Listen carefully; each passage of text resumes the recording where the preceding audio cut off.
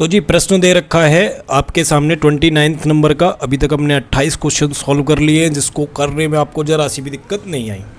तो प्रश्न है नेलॉर्फिन जो मॉर्फिन के जैसी होती है का उपयोग स्वापक उपभोक्ताओं द्वारा स्वापक छोड़ने से उत्पन्न लक्षणों को दूर करने में किया जाता है। चलो ठीक है भाई। सामान्यतः नेलॉर्फिन की 1.5 mg खुराक दी जाती है। उपरोक्त खुराक के लिए 1.5 10⁻³ मोललता स्मॉल m दे रखा है। जलीय विलयन का कितना द्रव्यमान आवश्यक होगा। ठीक है जी, ये प्रश्न है। तो ये पूछ रहा है कि कितने द्रव्यमान की आवश्यक होगी।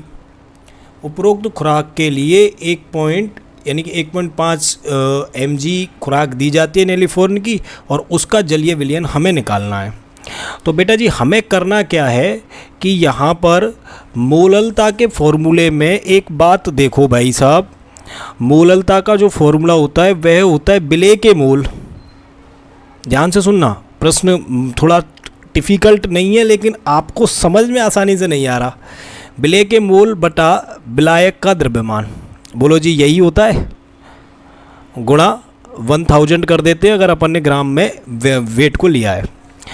तो मोललता जो यहाँ निकल कर आती है, अगर हमारे विलायक का द्रव्यमान 1000 ग्राम हो, ध्यान से सुनना, कितने ग्राम हो विलेय के मोल, अगर विलायक का द्रव्यमान 1000 ग्राम हो तो बेटा ये 1000 से 1000 कट जाएगा, और जो हमारी मोललता होगी वह विलेय के मोल के बराबर हो जाएगी। बोलो बात समझ में आई या नहीं आई। तो जो ये यहाँ मोललता दे रखी है यह जलीय विलयन, हम मानकर चलेंगे कि जो जल का द्रव्यमान दे रखा है या विलायक का जब द्रव्यमान है वह 1000 ग्राम है।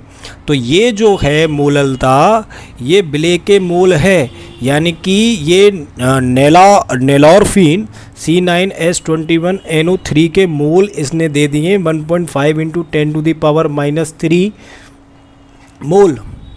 और बोलो भाई अब हमारे पास यहाँ मोलर द्रव्यमान है, मोलर द्रव्यमान पता कर लें इसका C9H21NO3 का।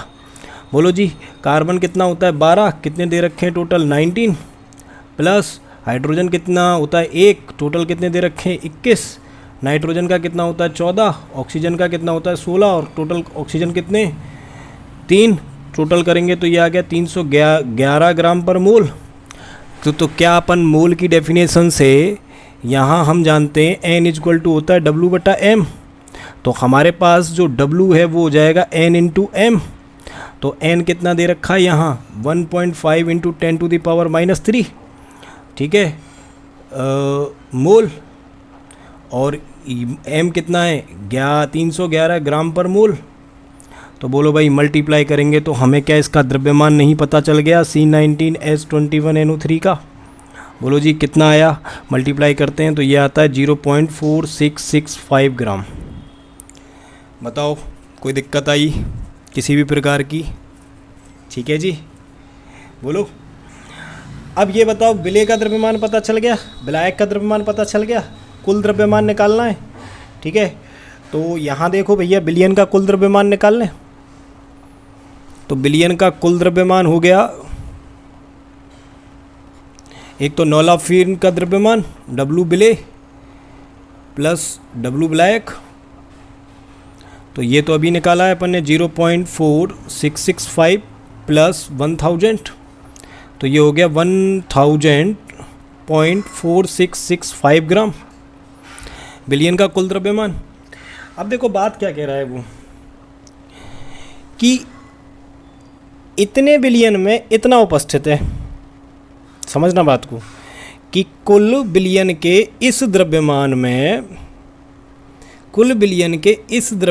में इतना उपस्थित है। तो हमारे पास जो 1.5 mg है उसमें कितना उपस्थित होगा, यही तो प्रश्न है। 1.5 mg खुराक दी जाती है, ठीक है, मिलीग्राम खुराक दी जाती है। तो उपरोक्त खुराक के लिए कितना द्रव्यमान आवश्यक होगा? जब इतने में इतना उपस्थित है तो इसमें कितना उपस्थित होगा mg। तो हमने जो सिंपल छठी सातवीं क्लास में चूकी वाले किए थे उस हिसाब से निकाल देंगे। ठीक है, तो हम लिखेंगे अतः यदि 1.5 mg इजक्वल टू 1.5 इंटू 10⁻³ ग्राम नेलोफिन के अभिक्रिया के लिए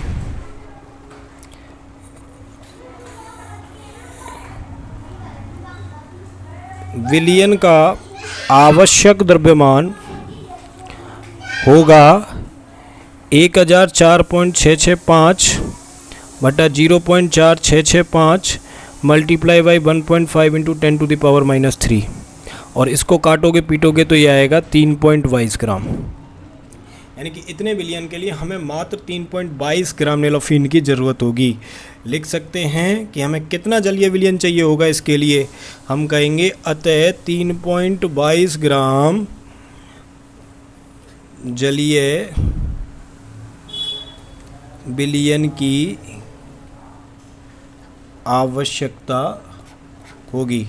तो बेटा जी लाइक शेयर एंड सब्सक्राइब करो। ठीक है, Mayank sir is watching you.